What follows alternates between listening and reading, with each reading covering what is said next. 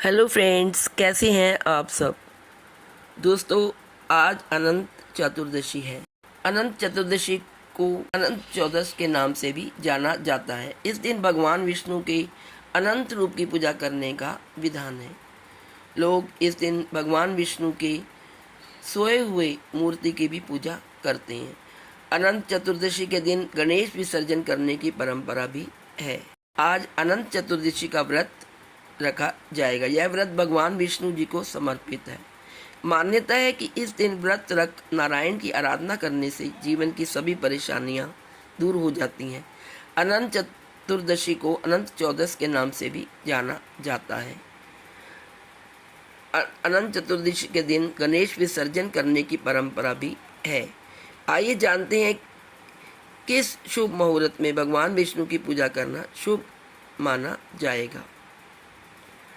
भाद्रपद माह के शुक्ल पक्ष की चतुर्दशी तिथि की शुरुआत 16 सितंबर को दोपहर 3:10 हो गई थी और इसका समापन है आज 17 सितंबर 11:44 पर। आइए जानते हैं अनंत चौदस की पूजा विधि। जो लोग अनंत चतुर्दशी का व्रत रखते हैं उन्हें किस प्रकार पूजा करनी चाहिए। उन्हें प्रातःकाल उठकर स्नान आदि करके पहले मंदिर की सफाई करनी चाहिए। फिर वो गणेश जी को प्रणाम करें। विष्णु जी का पंचामृत सहित गंगा जल से अभिषेक करें और श्री विष्णु भगवान को पीला चंदन और पीले पुष्प अर्पित करें। घी का दीपक प्रज्वलित करें और विष्णु चालीसा जी का पाठ करें। पूरी श्रद्धा के साथ गणेश जी की आरती भी करें। आइए जानते हैं अनंत चतुर्दशी की पूजा का शुभ मुहूर्त। विष्णु भगवान को तुलसी दल चढ़ाएं और अंत में अपनी गलती के लिए क्षमा प्रार्थना करें और प्रसाद वितरण करें और खुद स्वयं भी प्रसाद को ग्रहण करें। पूजा का शुभ मुहूर्त है 17 सितंबर 8:35 से 11:10 तक। शाम तक लोग पूजा करेंगे। इस दिन गौरी गणेश के पूजन के साथ साथ भगवान विष्णु का पूजन किया जाता है। पूजन के बाद 14 गांठों वाला अनंत सूत्र बाह में बांधा जाता है। अनंत चतुर्दशी के दिन शयन कर रहे भगवान विष्णु का पूजन किया जाता है। माना जाता है कि इस दिन व्रत रखने से मिलने वाला पुण्य कभी समाप्त नहीं होता। इस व्रत से सभी संकटों से मुक्ति मिल जाती है। आइए अब सुनते हैं अनंत चतुर्दशी की कथा। मान्यता है कि जब पांडव जुए में अपना सब कुछ हार गए थे, वन में भटक रहे थे, तब भगवान श्री कृष्ण ने उन्हें अनंत चतुर्दशी का व्रत रखने की सलाह दी। उन्होंने पूरे विधि विधान से यह व्रत किया और अनंत सूत्र बांधा। इसके बाद उनके संकट समाप्त हो गए। पूजन के बाद इस दिन अनंत सूत्र बांधने की परंपरा भी है। कहा जाता है कि अनंत सूत्र धारण करने से हर तरह की मुसीबतों से रक्षा होती है। भविष्य पुराण की कथा के अनुसार वनवास के दौरान दुख से अत्यंत पीड़ित युधिष्ठिर ने भगवान कृष्ण से इससे निवृत्ति के उपाय बतलाने का आग्रह किया था। भगवान श्री कृष्ण ने अपने विभिन्न रूपों में अनंत अर्थात अत्यंत व्यापक स्वरूप की चर्चा करते हुए इस दुख की निवृत्ति के लिए श्रद्धापूर्वक इनकी पूजा अर्चना कर अपने 14 नामों वाली ग्रंथियों को धारण करने की सलाह दी थी। भगवान श्री कृष्ण ने 14 वर्षों तक लगातार पूजा अर्चना किए जाने से सभी विपत्तियों से मुक्ति मिलने की बात भी युधिष्ठिर को बताई थी।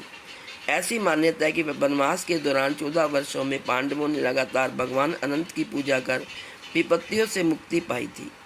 इसके महत्व के संबंध में भगवान ने सतयुग में सुमंतु नाम एक ब्राह्मण की कथा का उल्लेख किया है। तो आइए सुनते हैं अनंत चतुर्दशी की पवित्र कथा। शास्त्रों के अनुसार प्राचीन काल में सुमंत नाम का एक नेक तपस्वी ब्राह्मण हुआ करता था। उसकी पत्नी का नाम दीक्षा था। उसकी एक परम सुंदरी धर्मपरायण कन्या थी जिसका नाम सुशीला था। सुशीला जब बड़ी हुई तो उनकी माता दीक्षा की मृत्यु हो गई। पत्नी के मरने के बाद सुमंत ने कर्कशा नामक स्त्री से दूसरा विवाह कर लिया।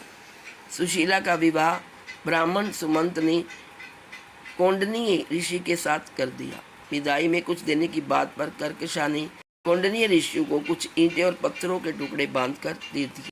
कौंडिन्य ऋषि दुखी हो अपनी पत्नी को लेकर अपने आश्रम की ओर चल दिए।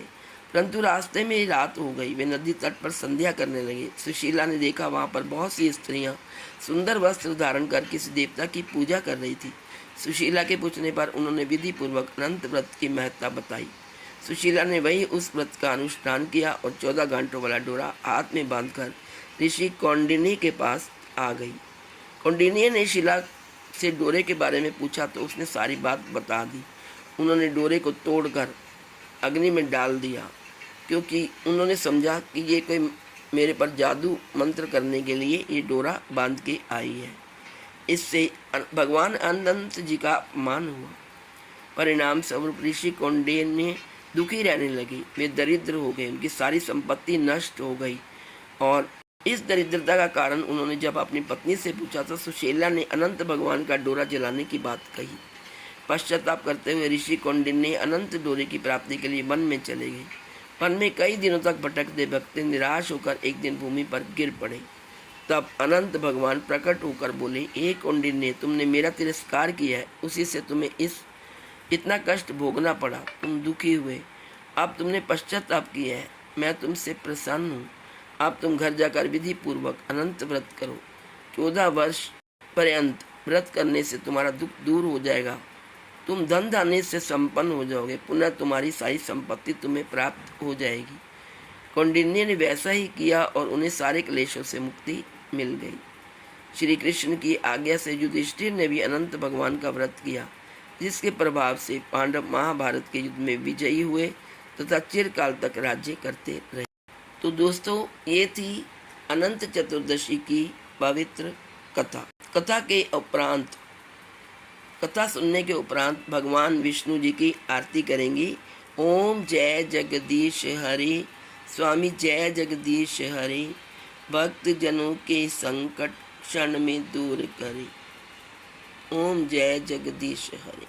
तो फ्रेंड्स, आप सब मेरे साथ मिलकर बोलो, भगवान अनंत देव की जय। आज इस वीडियो में इतना ही। यदि वीडियो अच्छी लगे तो please like, share and subscribe. Thank you so much.